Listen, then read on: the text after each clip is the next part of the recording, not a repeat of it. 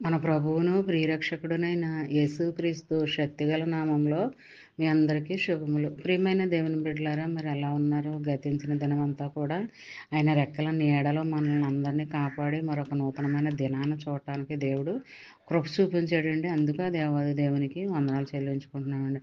మరి ఎంతోమంది మరి ఈ దినాన్ని చూడలేక గతించిపోయారు, కానీ దేవుడు మనకైతే మరొక దినాన్ని చూడటానికి, మరి ఈ విధంగా ఆయన స్తుతించడానికి, ఆరాధించడానికి మరొక అవకాశం మన బ్రతుకుల్లో ఆయన అనుగ్రహించాడండి. అందుకు దేవాది దేవునికి వందనాలు చెల్లించుకుంటున్నామండి.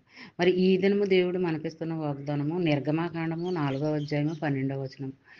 కాబట్టి వెళ్ళుము, నేను నీ నోటికి తోడయుండి నీవు ఏమి పలుకవలసినది నీకు బోధించదనని అతనితో చెప్పాను.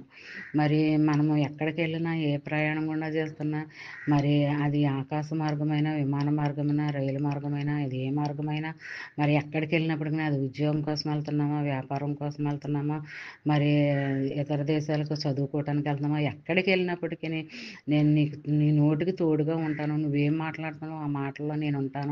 నువ్వేం పలకాలని అనుకుంటున్నావో అందులో నేను నీకు బోధిస్తాను, మాట్లాడతాను. నువ్వు మాట్లాడే ప్రతి మాటలో నేను ఉంటాను అని ఇలాంటి మాటలు దేవుడు మనకి తెలియజెప్తున్నాడు అనమాట అండి.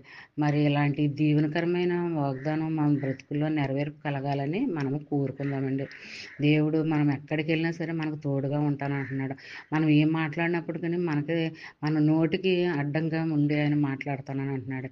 మరి మనం మాట్లాడిన స్థితిలో ఉన్నప్పటికీ, మరి భయంతోనూ మనం జీవిస్తున్నప్పటికీ ఆయన మనతో ఉంటానని మాటిస్తున్నాడు అనమాట.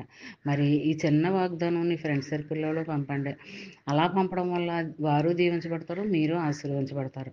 మరి దేవుని దగ్గర నుంచి ఒకసారి ఆశీర్వాదాలు ఇవ్వబడితేనండి అవి ఎప్పటికీ ఆగవండి. అలా పొందుకుంటూనే ఉంటాం. అలాగ ఆయన ఇస్తానే ఉంటాడనమాట.